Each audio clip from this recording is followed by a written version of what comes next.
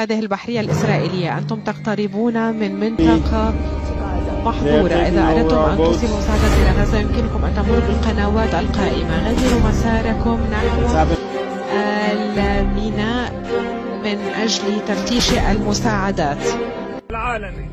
نحن نتقدم إلى غزة في مهمة إنسانية، ليس من حقكم إيقافنا.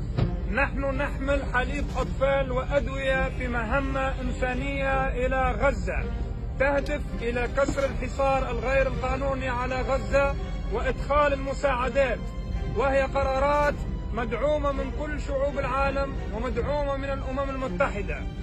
أنتم باعتراضنا ترتكبون جريمة حرب أخرى إلى جانب جرائمكم المتعلقة بالإبادة وبقتل الأطفال والنساء والمدنيين والحصار الغير قانوني على غزة.